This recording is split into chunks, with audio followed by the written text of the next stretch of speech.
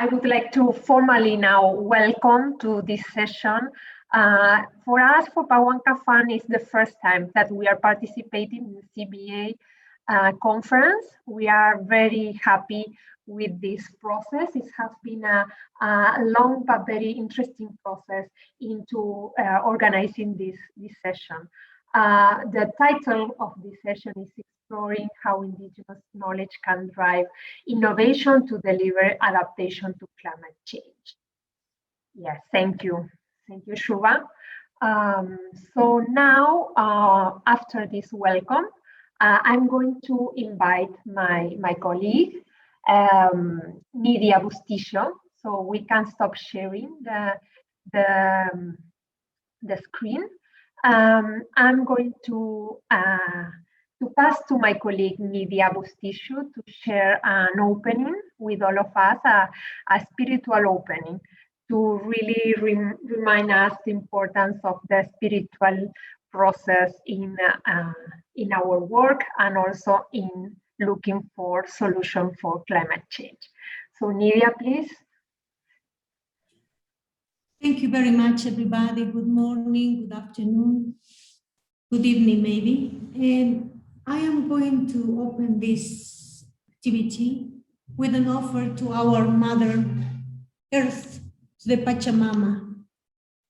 This is the offer I have prepared for you because as Indigenous peoples, we have to remember all the time that we never have to forget that everything is holy.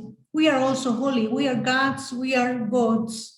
We are part of the universe. That is why that we are preparing this meal for our Mother Earth with the seeds, which are the most important, because if we don't have seeds, we don't have plants, and we don't have our meals, we don't have anything to eat. And in our culture, the culture of Quechuas, and Aymaras too, the seeds are called mama. Mama quinoa, mama sara, mama corn, because they are so important. And I would like to ask you now if you can close for just 10 seconds your eyes, just 10 seconds, please. And think now to be grateful for someone who you don't know. Be grateful for someone who you wish all the best and you don't know. We start.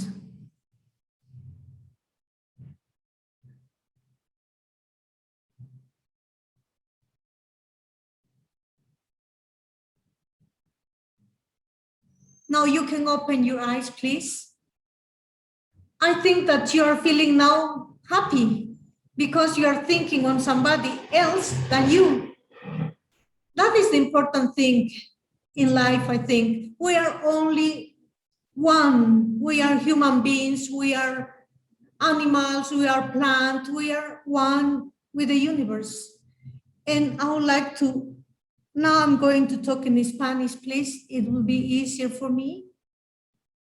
Madre Tierra, por favor, te queremos ofrecer esta ofrenda con mucha humildad para que resguardes nuestros hogares, para que también las deidades del nivel de arriba, el nivel del centro y el nivel de abajo nos apoyen, que podamos salir de esta pandemia y que seamos mejores personas después de esto, porque tú estás muy buena con nosotros, no nos estás matando. Podrías matarnos a todos, pero no lo estás haciendo. Esta es una prueba muy fuerte para fortalecer nuestros corazones con amor. Muchas gracias. And now I want to ask you and remind, please, that the first thing that we have is the breath. When we come to life, we breathe.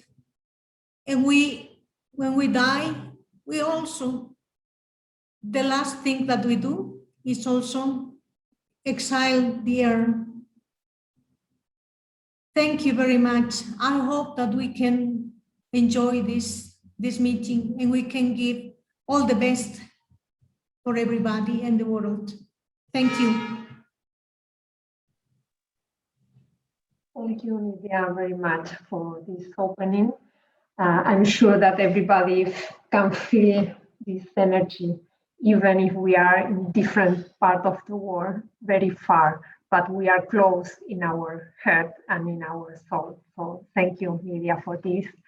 And I would like now to pass to and invite Heather to give just, a very few welcoming and opening words to us. And I take this opportunity to thank her to invite Pawanka to participate in this conference. Well, thank you, Mariana, and to the other organizers for this session. I'm really looking forward to the presentations and discussion. I'm Heather McRae, and I direct the Climate Justice Resilience Fund. I'm calling in here from traditional Piscataway and Nacotchtank lands in Washington, D.C. And Mariana and Chris encouraged me to give a challenge to the audience as my initial remarks here. I think I'll give two challenges. The first one being that our topic today is really a fascinating and kind of dualistic one. Many people think of Indigenous knowledge as something that's handed down from the past and is grounded in many centuries back. And we're called today to find ways for Indigenous knowledge to be a driver of innovation of the future. So we're really linking the past with the future as we look for ways to ground adaptation innovation in Indigenous knowledge. And this is the first challenge, is for all of you to hold the past and the future together and to find ways to link them together as we focus on the role of Indigenous knowledge today. The second thing I wanted to share comes from a colleague, an Alaska Native colleague, Janella Larson, who was in a webinar with me not long ago. And we're going to talk today we'll talk about ecosystems, we're going to talk about food systems, we're going to talk about knowledge systems.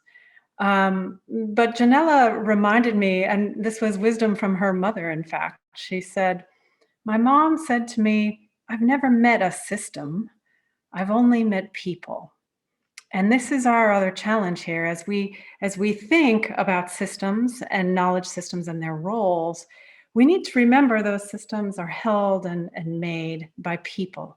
And each of us as people have a role in figuring out the role of Indigenous knowledge and the ways that it can be best positioned to drive the best kind of innovation that we all need for adaptation and resilience to be grounded in local leadership and communities. So those are my two thoughts here, and I look forward to the conversation and to meeting many of you over the course of discussions. Back to you, Mariana. Thank you very much, Heather, for this very inspiring word. Thank you very much. And I would like now to start just to briefly share with you what is Pawanka Fund. Just to let you know that Pawanka Fund is an Indigenous-led fund. And it's a global Indigenous-led fund, so we work with Indigenous communities in the different 7 sociocultural regions of the world. And Pawanka Fund was created to change the way philanthropy is done. So we will be sharing in this session some of the examples from different perspectives, different cultures, different ecosystems, highlighting the relevance of Indigenous knowledge to adaptation, biodiversity, livelihood, and food security. In our grant making, we are determined to provide direct support to Indigenous-led organizations and reach Indigenous communities that otherwise would not have access to resources. And all our work starts on the recognition that local Indigenous people hold ancestral knowledge and experience to decide how to face the impact of climate change and increase the climate resilience. So I am going to, when we were thinking on this session, we were planning together with the practical action colleagues. We really want that this session to have a moment for sharing, to show some examples, to inspire maybe the audience, all of you, our participants, and then to try to facilitate the exchange, a discussion, and trying to share and to see if we can come with some conclusion or at least reflection of this process. So our really objective is trying to promote and provoke maybe some reflection and discussion. So just to be very brief, we will start with some videos, a video from Pawanka, where we wanted to show the diversity of Indigenous people, diversity of the process of resilience building, because sometimes we think in resilience and in the papers and in the UN, for example, or in some donors, we see resilience like a very not very diverse concept. And in the reality, we can really experience the diversity of the resilience building and how Indigenous people in different contexts, they have different meaning. So with the video of Pawanka, we would like to show this, the collectiveness of the resilience building and also the diversity. Later, my colleague Edna Captoyo will share some concrete examples to you.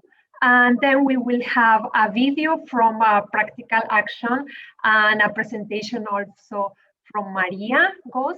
And I know that she will be sharing also about the role of Indigenous women in this process of resilience building.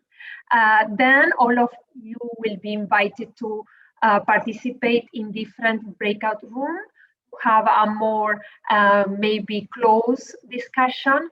And then we will return to the plenary and to have some common points and common discussion.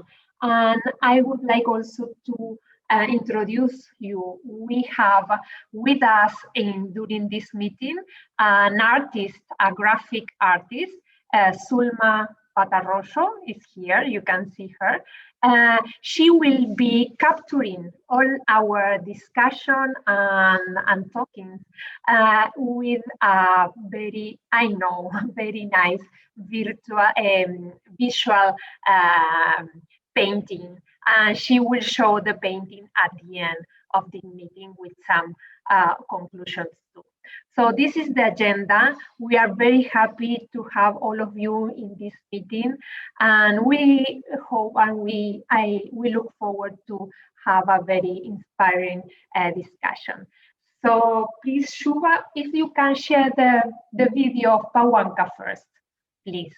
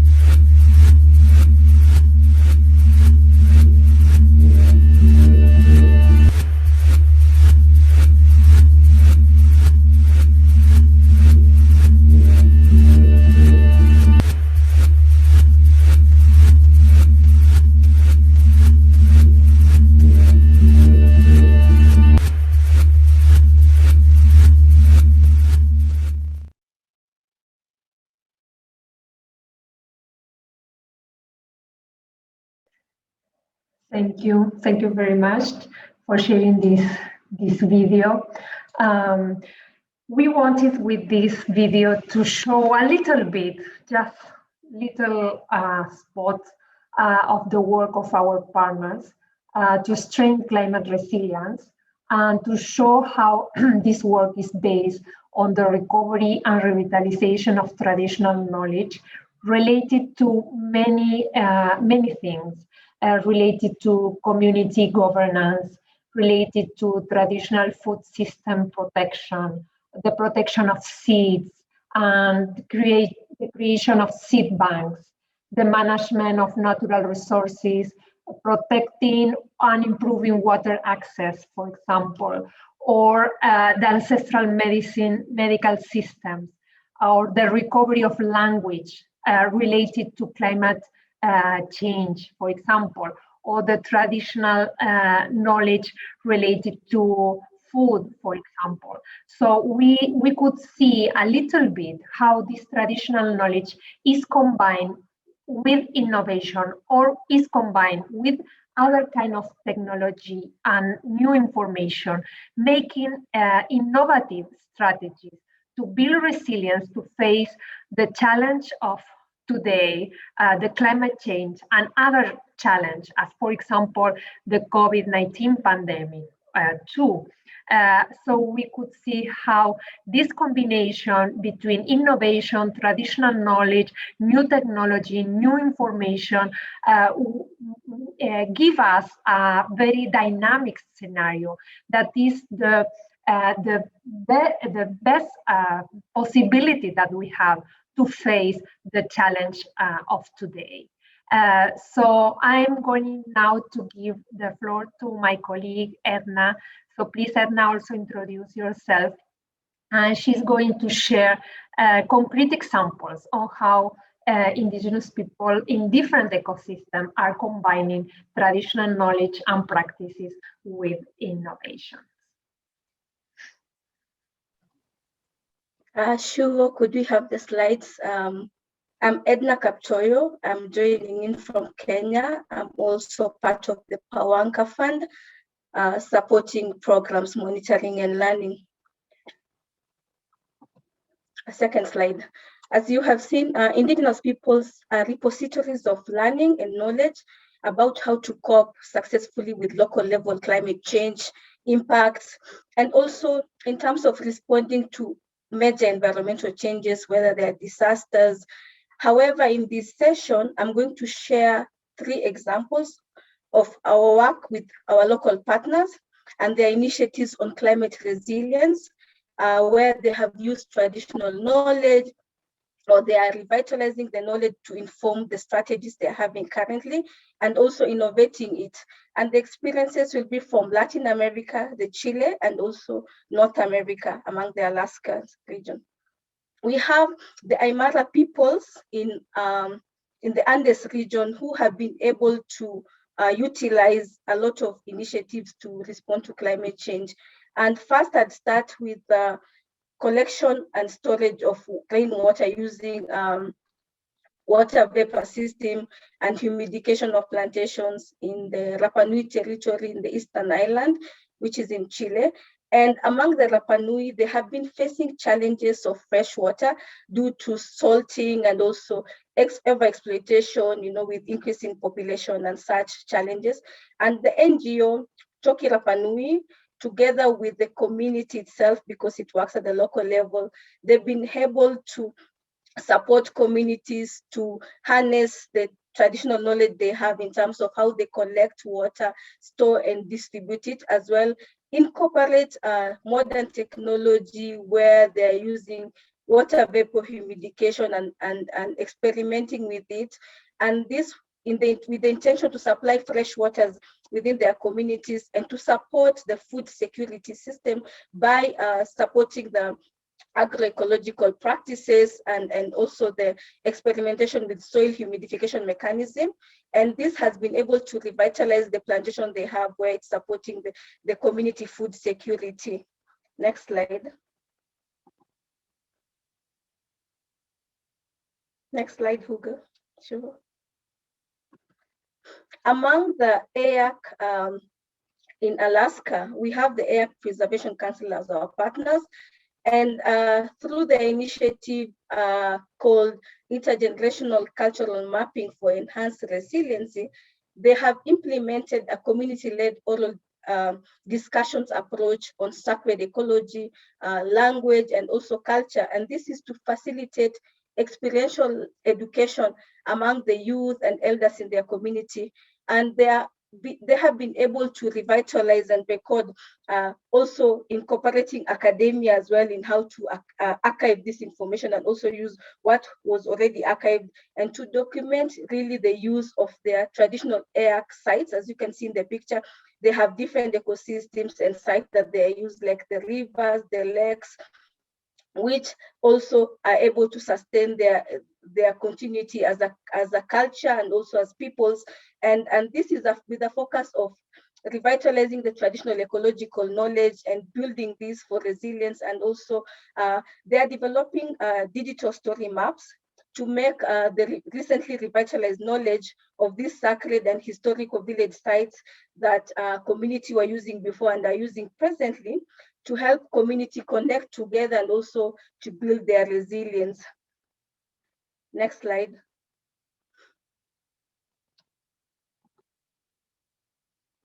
Next slide. Among the Aymara people in the Andes region, they're using... It's the first slide. They skip. Yeah, sure. Among the Aymara people in the Andes region, they're also using traditional holders to revitalize their traditional food system and medicinal plants. And especially in this case, they're revitalizing the chuno potatoes, which is a staple for the Aymara people. And in this case, they're using a traditional solar drying technology that they have been using in the past. This is where they expose the potatoes to temperatures below 0 degrees, use bare feet, dry it in their landscape, and this is dehydration is done continuously using different stages until the potatoes are completely dehydrated. And this, as part of essential component of the Andes cuisine, has been led by indigenous women, where they're helping to ensure the food security, because once the potatoes have been dehydrated using this traditional technology, it can be stored for several years. So it supports the community where in situation they have long dry spells and without access to food. So this helps when they have challenges with accessing food or where there's limited rainfall. And in these 3 examples, you can be able to see that community initiatives that are being undertaken have all been collective in nature, that everyone is participating to support the community to build resilience. And also they are incorporating the revitalization of traditional knowledge, issues of intergenerational learning, so that the future youth can also understand how communities were coping with climate change impacts, and also has a component of gender inclusion where you have women leading and also women part of being this conversation. And also it helps in terms of they're trying to innovate and also incorporate new knowledge systems where they engage in academia or other technologies as well with their own technological system. Thank you, and we will have more discussions when we get to the breakout session. Thank you. Thank you very, very much, Edna.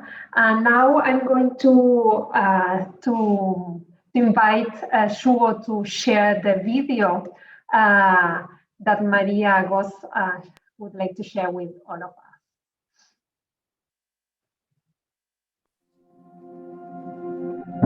Zimbabwe boasts of diverse traditional seed and food, which is the beating heart of its rich culture and heritage.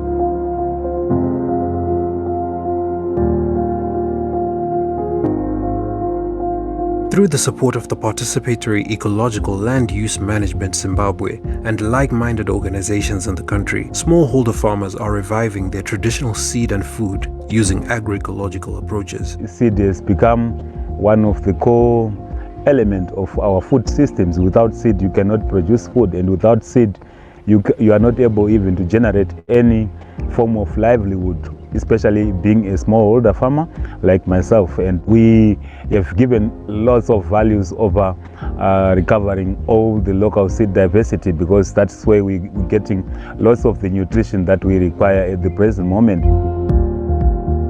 Isisu sevanhukadzi tine ukama hwakanyanya nembeu nepamusana pekuti ndisu zvakare tinonyanya kuchengetedza mbeu, saka tine ukama hwakasimba nembeu uye nekudyarwa kwachona kwembeu zvekare. Ndisu zvekare tinonyatsoziva kuti mbeu yakati inoda kudyarwa mwaka upi, zvichienderana nekuti tine mbeu dzedu dzana nzungu, zviyo, nyimo, zvana chibage izvi.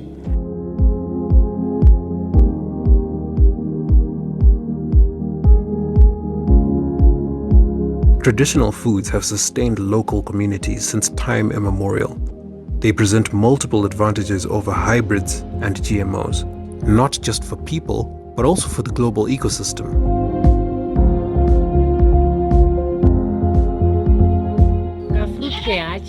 Tinodada nako kanotipa manyuku kuno kusvinura community nokuti kanotipa dowi nzungu yacho iri mukati umu, kanotipa futi nzungu yacho yetinokwanisa kutoikanga teisa sauti totojikisa sadza seusawi, uyezve silapu yacho inobuda apa inotapira kudarika shuga chaiyo, saka kanhaka tinodada nako, tinoonzwa kuve proud nako kahachaka.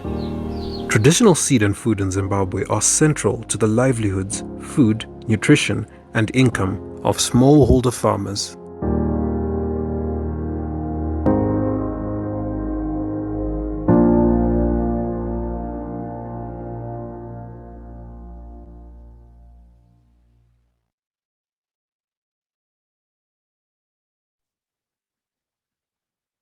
Thank you.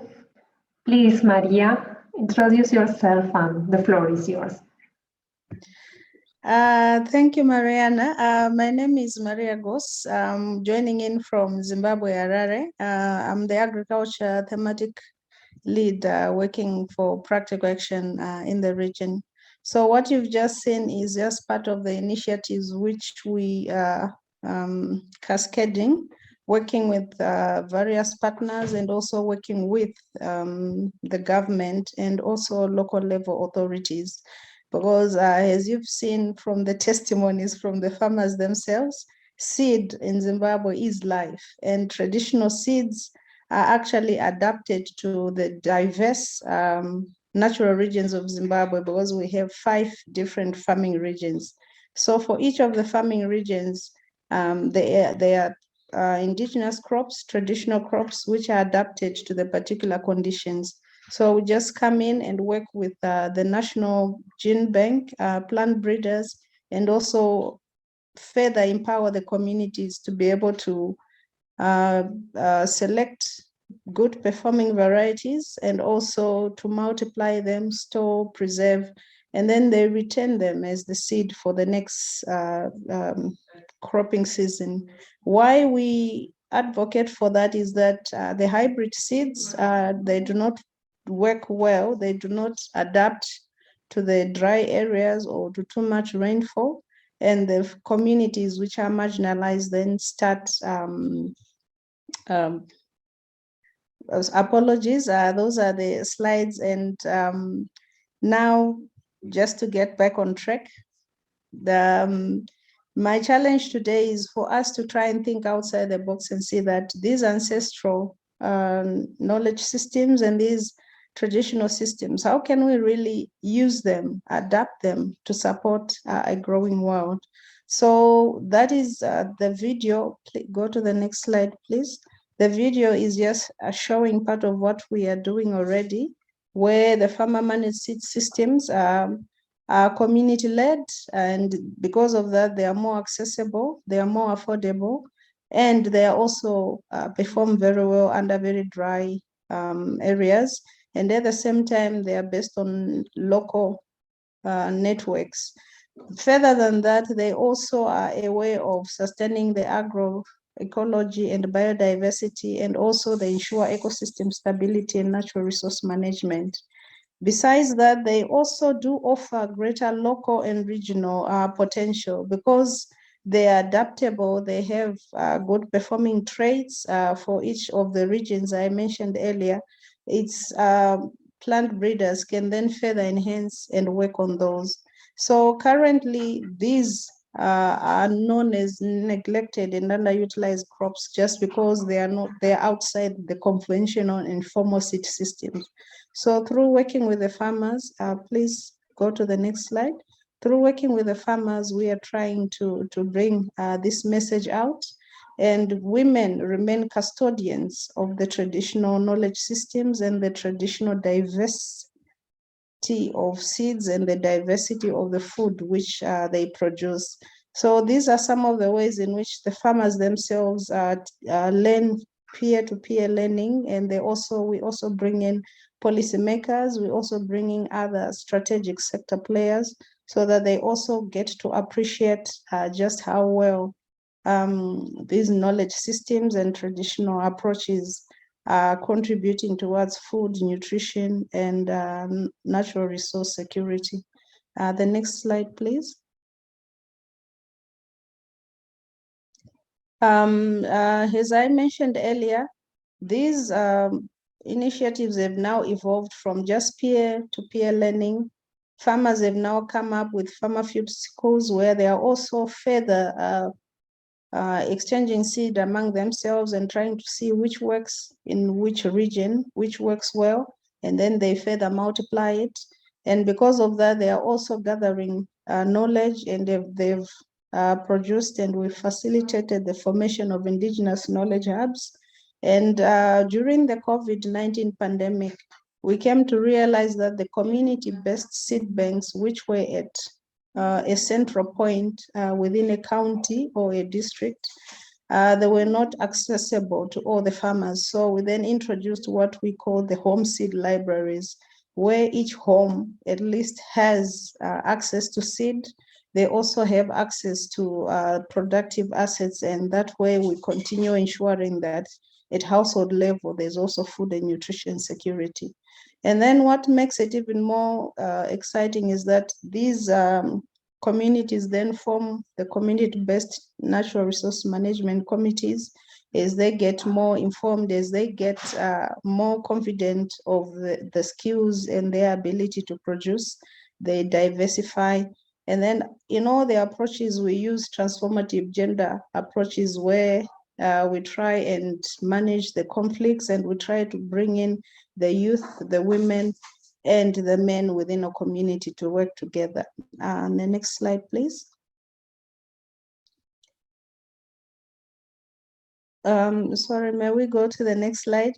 Okay, so just to wrap it up, I wanted to ask that these ancestral knowledge systems, these community-based, community-led, community-focused, and adaptive technologies, do they really stand a chance against the new ways of farming, the new ways of food production?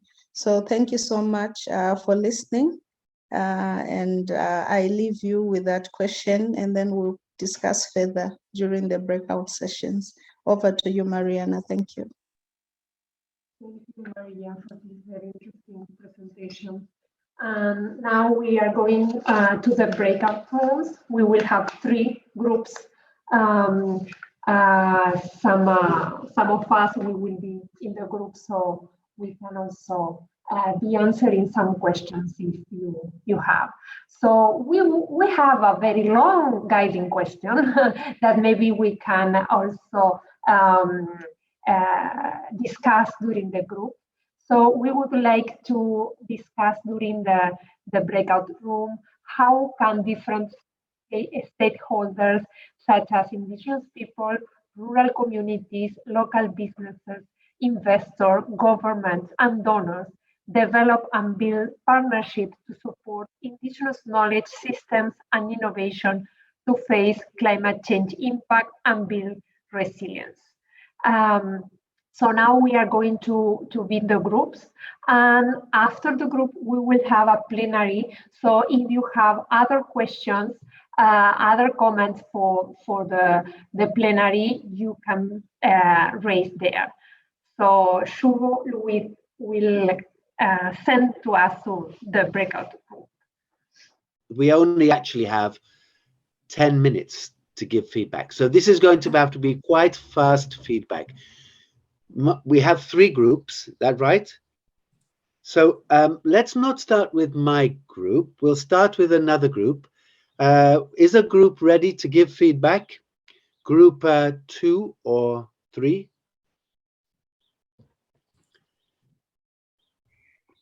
Hi, Chris. I can give feedback from group 3. Super, Maria. Now, I'm going to ask you to be really tight on time. You have 2 or 3 minutes.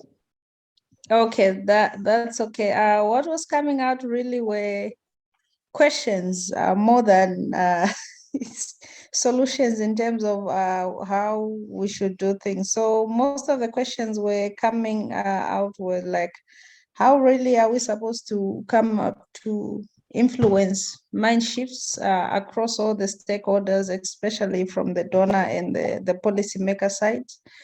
And then another issue which was very key from our group was that the farmers are the ones who are given all the responsibility. They're the ones who carry all the weight of being custodians of the indigenous knowledge systems, being custodians of the traditional systems.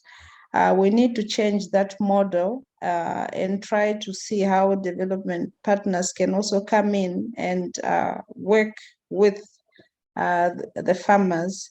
And then there were some examples which came from Diana and another example from Dini in terms of some approaches which they've made, which they've used to influence and to come up with amiable ways of working together with the diverse policymakers and development partners. But there was also a question which came from the group, which was like, there are so many examples of things which are working, but is there no way of coming up with a kind of a toolkit of exactly what works and how it works and which conditions those indigenous knowledge systems and initiatives worked, so that that can be presented for to donors.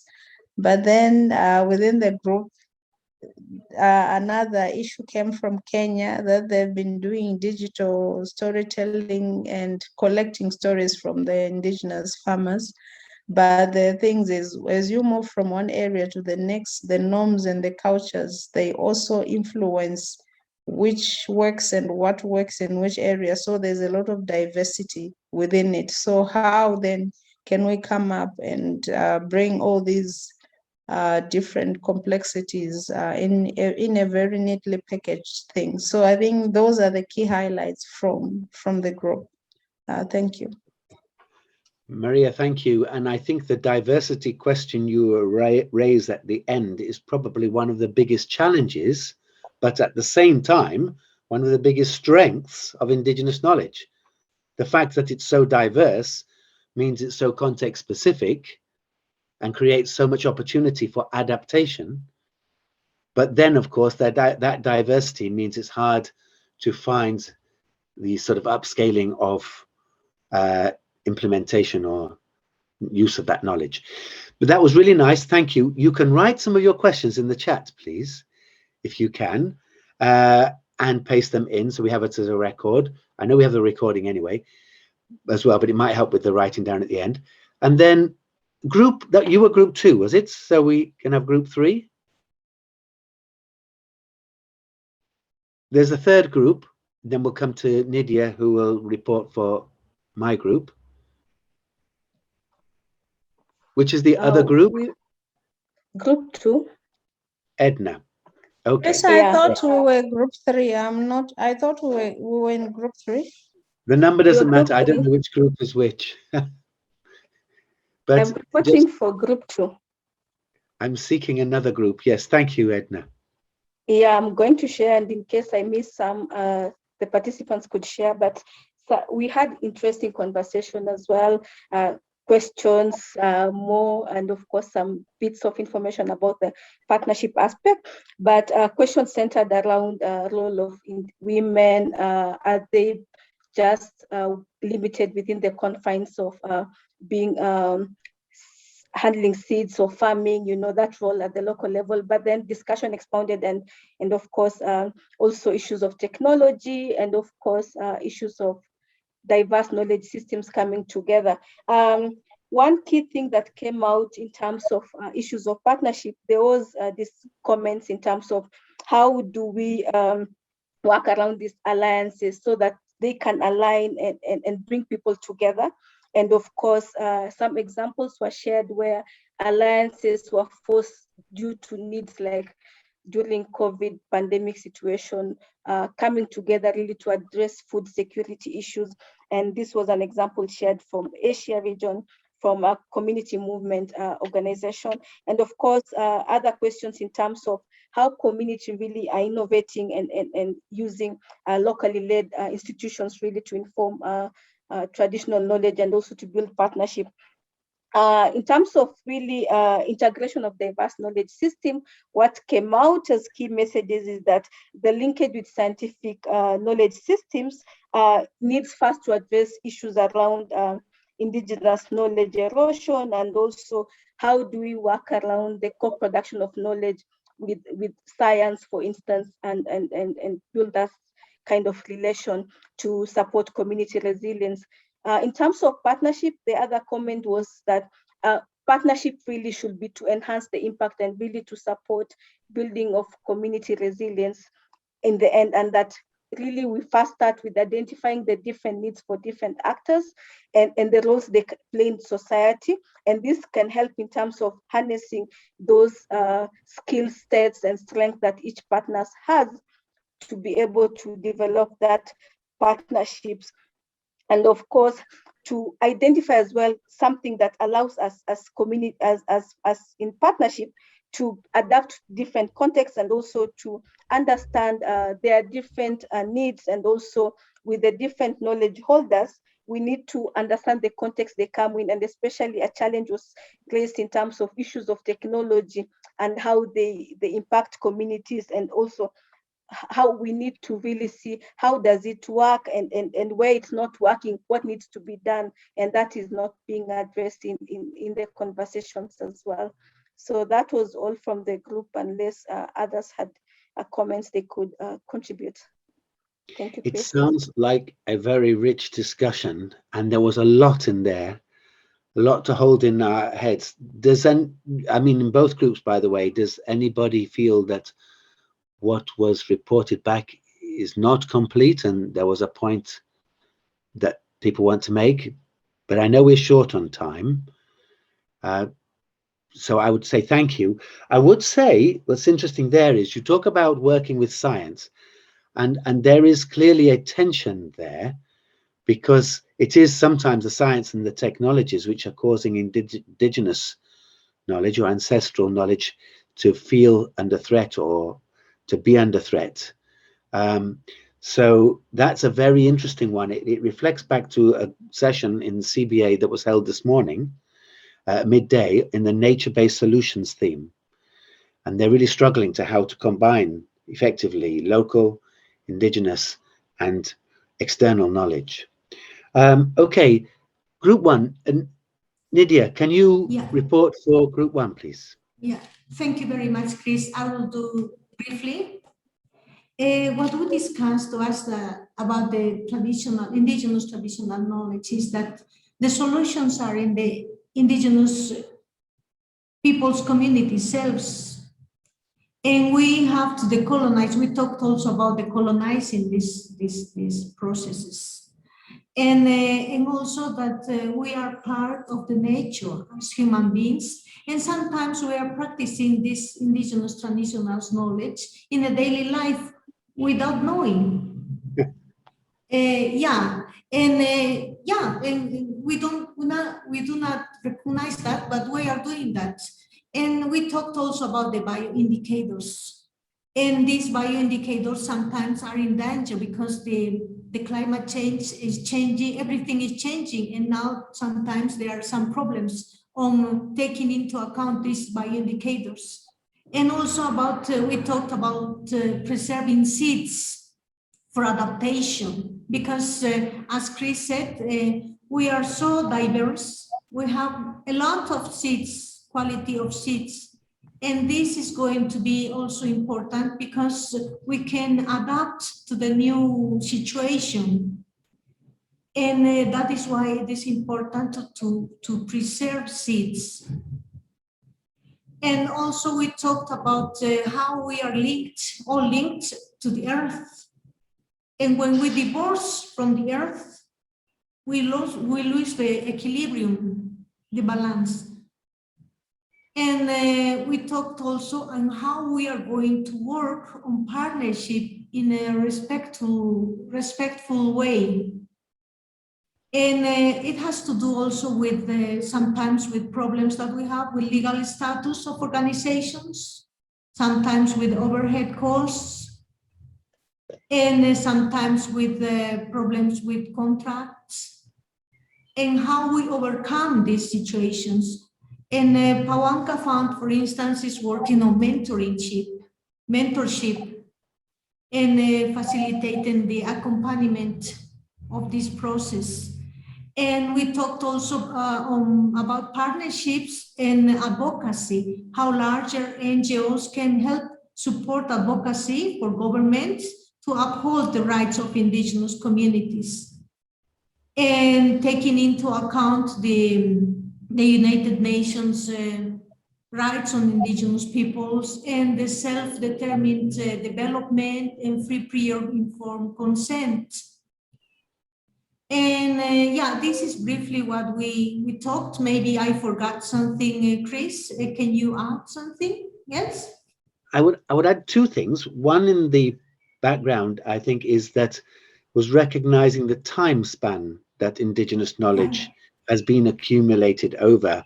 Actually, you made a point, is that it is that has successfully brought us here. We're here because of it. Although maybe you made that point. No, the other one is the finance is a real problem. Recognition, you know, legal status can be a challenge for supporting communities. And there is therefore a block. And we need to have mechanisms for finding ways to support communities to use and preserve indigenous knowledge. And that's a challenge, but that's where funds like Pawanka Fund or mechanisms that like Pawanka Fund might help give this legal status so that support can be given if the importance is recognized.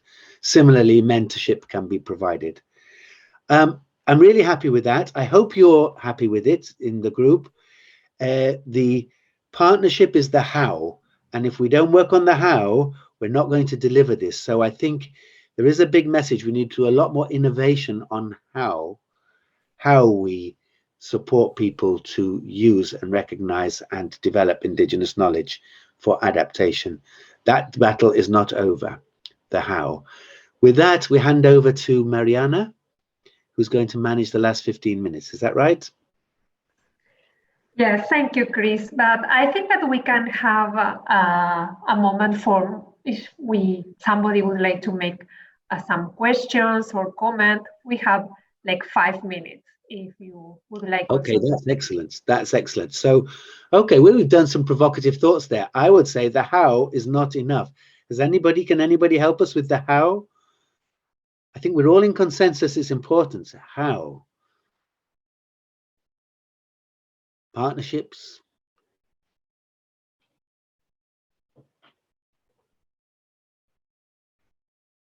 Pushing back against technology. Group, the second report back talked a lot about technology, didn't you, Edna? You talked a lot about technology and science being there. I'm saying, well, are you saying that this is a danger to indigenous knowledge and you've got to work with technology and science? We have a hand raised. Oh, I didn't see that. Yes, Gunhan, you can take the floor. Thanks.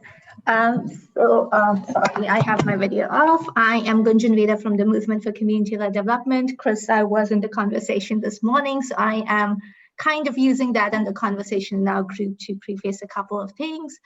One, in terms of technology, I think a lot of what we discussed was also that technology doesn't have to be a challenge.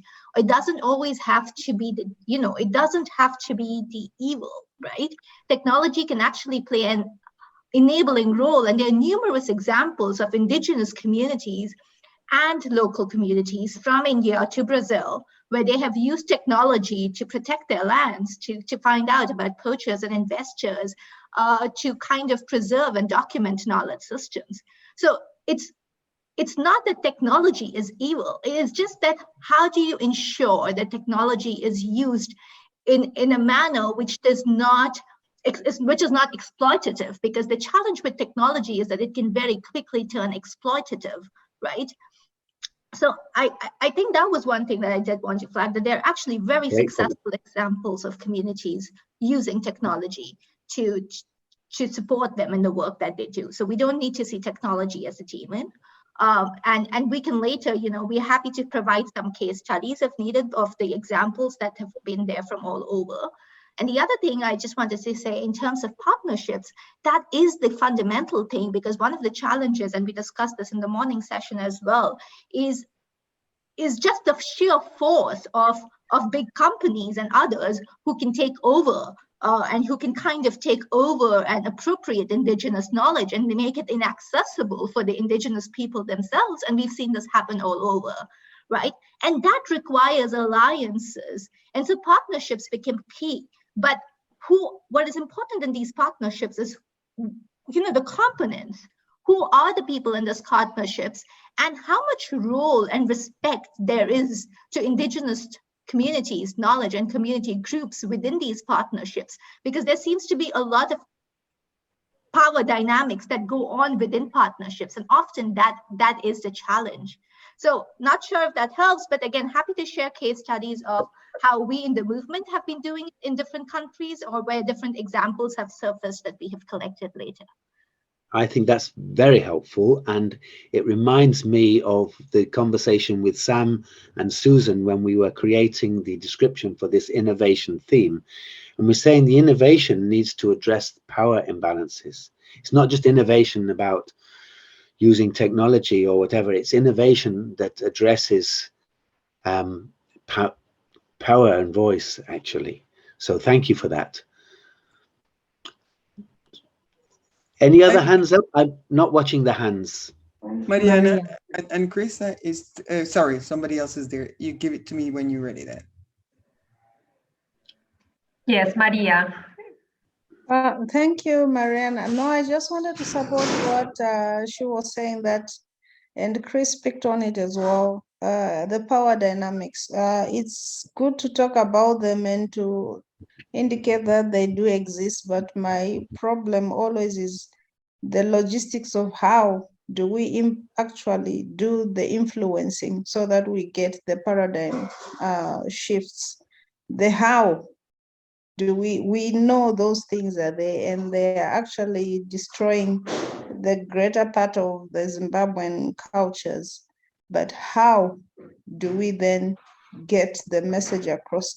It's the logistics of the how which really baffle me, because we know those things are happening and we experience them every day, but how do we get to a round table with such people, and where do we start from? It would be good for you to share the case studies you were talking about, because honestly, we've tried dialogue, we've tried policy briefs, we've tried taking the policy makers to see what's happening on the ground. We've even gone with the donors for them to see that these things do work, but we need to strategize in terms of scaling up, but such things are not happening. So what else can we do? Maria, we may have to leave that till next time, because I think we are pushing the last bit of this session to time limit. But I'll join you in that discussion on seeds and getting that indigenous knowledge into the seed systems of Zimbabwe. Okay, let's go back to Mariana now. You have 15 minutes, I think, for your final part of the session. Yes, thank you, Chris. Thank you to all the contribution, questions, comments are very inspiring. We really appreciate to have this kind of space, safe space to exchange. So please feel free also to comment in the chat if you have questions. We are documenting this session, so we will have a report of this, so everything is important. So if you want to also share in the chat. So now I'm going to pass to Heather to give some conclusions, some final words. And after Heather, we will have Sulma Pataleta with the graphic designer. So please, Heather. Well, thank you, Mariana, and thank you, everyone. I've learned a great deal in this session about partnerships, and I really think this is a very impressive group that is not afraid to ask hard questions. As I have listened here, I feel like we can all agree that the foundation of a successful partnership is respect, and that this includes a need and a commitment to speak multiple languages.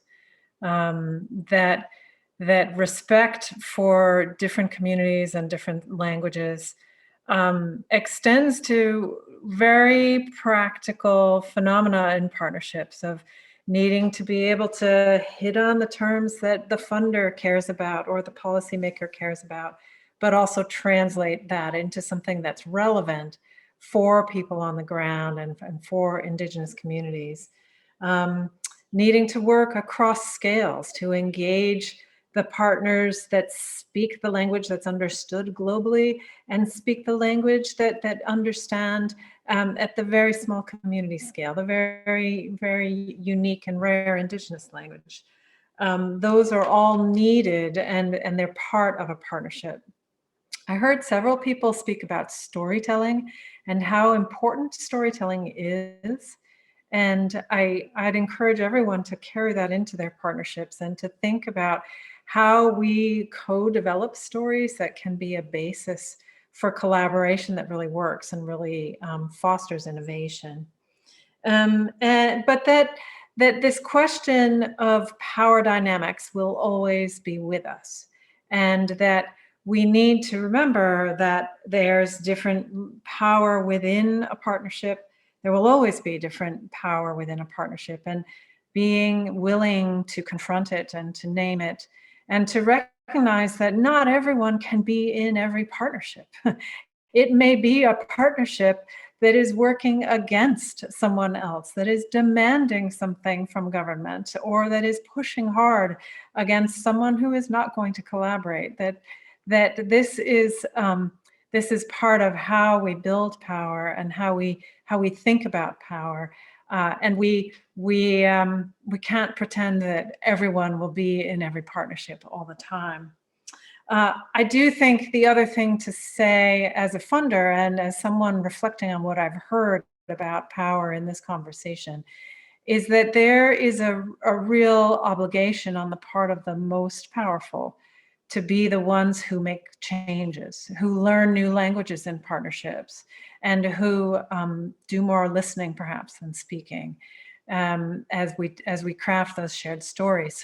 So that onus on the powerful to stop burdening the small farmer and the custodian of Indigenous knowledge, and to, in particular, when we think about this work across scales, to have that burden be on the player at the most local level, when there may be others in a partnership better positioned to figure out this very tricky question of how do we celebrate and accommodate and benefit from the extraordinary wisdom in diversity while still exploring what can be done to grow and to move very quickly and to move very, very much together.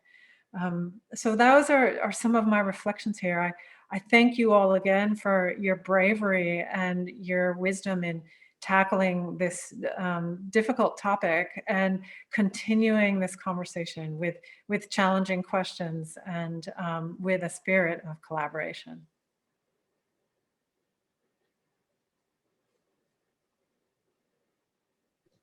Thank you. Thank you very much, Heather, for everything, for your words, but also for your continuous support to Pawanka, to many Indigenous organizations and many Indigenous communities. So thank you very much.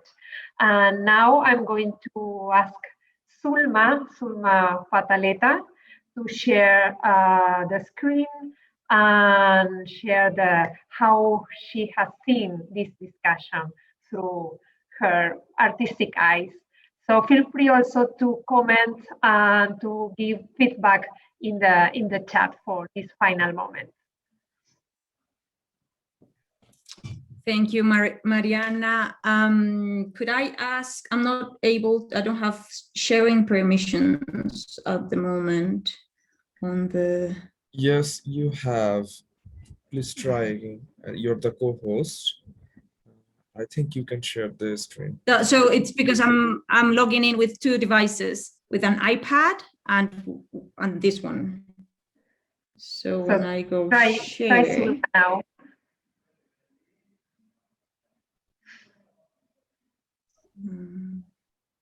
Lovely hat, by the way.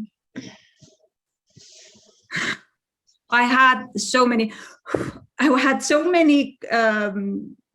internet problems today. I was panicking so much, you can't believe. I still don't have sharing access on the iPad. I'm sorry about that. I don't know. Do you want me to log in again maybe, or? Which name are you using there? What was that, sorry? Which name are you using on the iPad? So the iPad is Sulma Patarroyo as well. But both of them you have co-host, Sulma. So try again. On both of them you are co-host.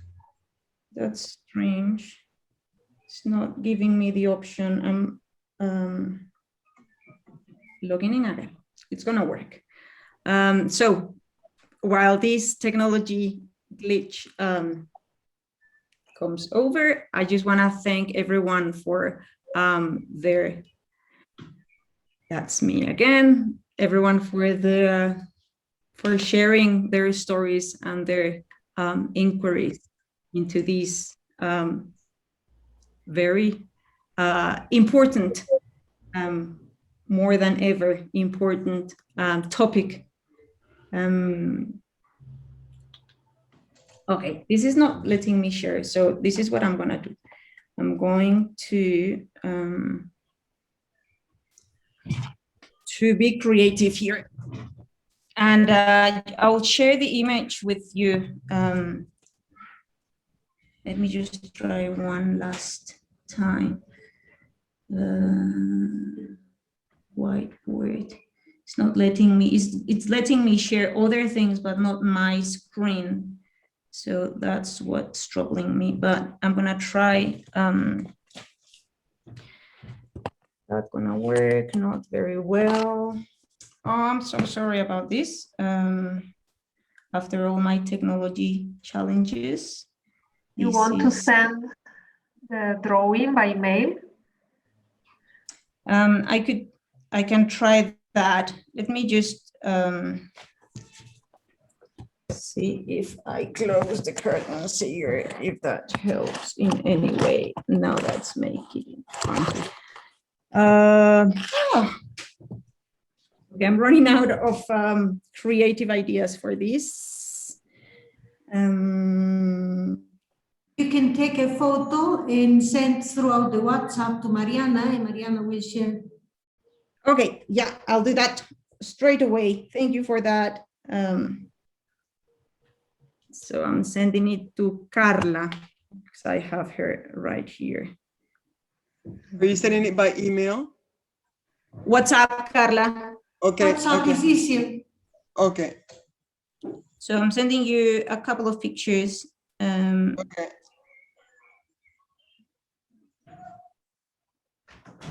Right now, that's the first one. Let me know if you got it. Yep. Yeah.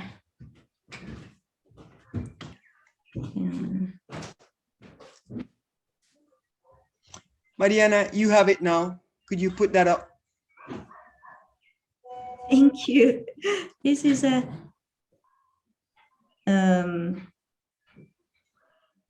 creative way. Speaking of innovation. You've managed to keep all of us here, so we will wait.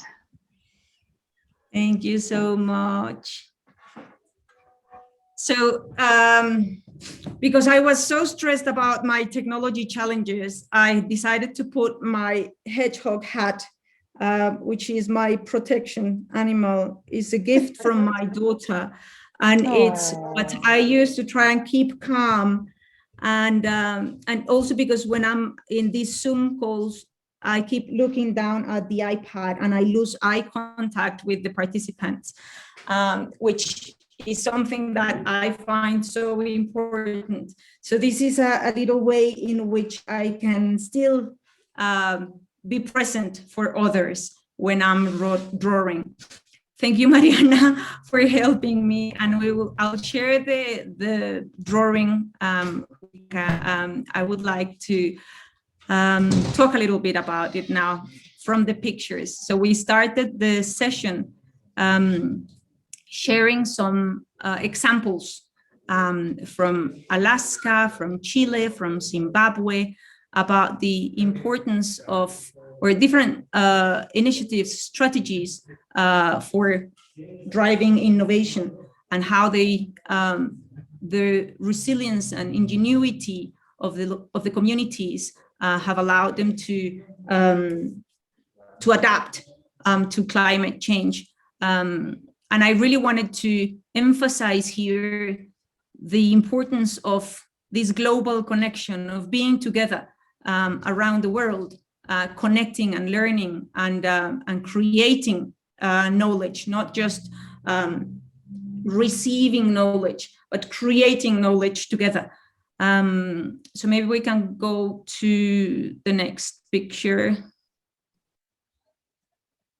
Thank you so much, Mariana, for helping me out.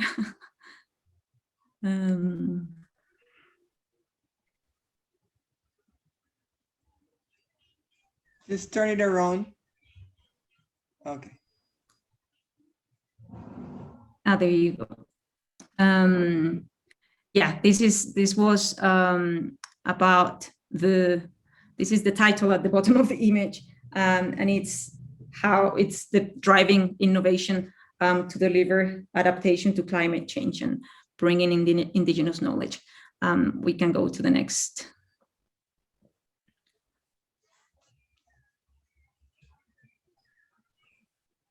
Yeah. So this was the last part from the breakout groups, and I was trying to listen and to imagine and to visualize this building of partnerships. And I think what I would like to emphasize here, and which was what was also emphasized at the end when we were talking about the power imbalances and power issues. And there was a very important statement of, building these power partnerships with respect. And I think it's respect at very different levels, respect for each other, respect for the culture, for the people, and respect for the planet, for life, for Mother Earth. So there's some of the ideas, some of the key, some of the reflections that I heard, that I think Mariana at the beginning, when you introduced me, said that I capture ideas. And I was thinking about that and thinking, I don't know, the word capture sounds like I'm taking them hostage, I'm taking them away. So I think somebody like from other events. Somebody mentioned it as harvesting ideas. And I thought this is a much nicer way of describing what I would like to do, to harvest those ideas, those reflections, and to collect those seeds that hopefully when they go as ideas are also seeds that we then plant in fertile soil. When we have these collective conversations, those ideas that we harvested, we can then plant them in fertile soil for them to grow into not just ideas, but then actions, alliances, partnerships. So with this, with the work that I do, this is what I would like to do, to make visible those conversations as the harvest of the conversation. So thank you for being so patient with me today. It has been one of the craziest days of work with the connectivity challenges, but I hope the images are being true to the conversation and to the feelings, to the spirit of this session. And as I said, I will share the graphic with Pawanka, and we'll make it available for you so that you take this harvest and you see where there is fertile soil to plant it and continue the conversations. So with this, I'll pass it back to Mariana. Yes, thank you, Zulma. You can be relaxed now.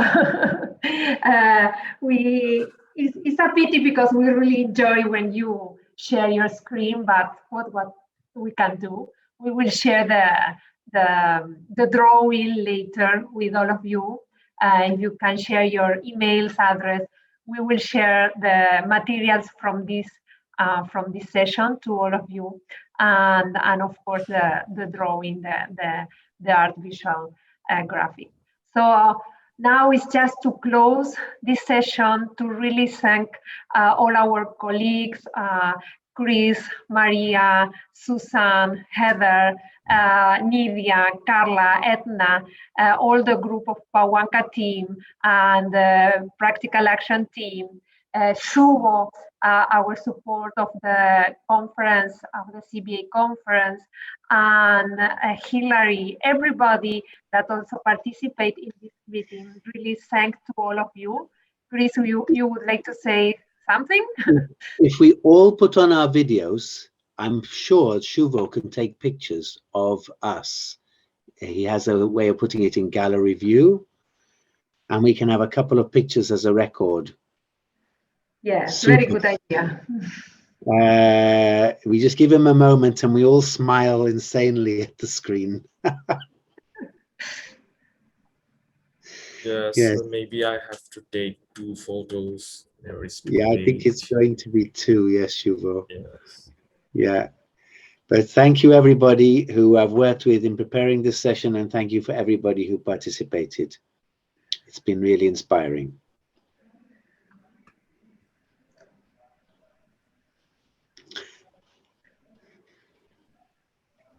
And thank you, Shuva, who's a volunteer, by the way. These are volunteers from ICAD in Bangladesh, walking the talk. Thank you. Okay, so the screenshot has taken. So you will send the picture later, so we can also share the Yes, group I will pic. send it with me. Okay. Okay. Thank you to everybody. Have a good evening, a good day, a good night. Thank you.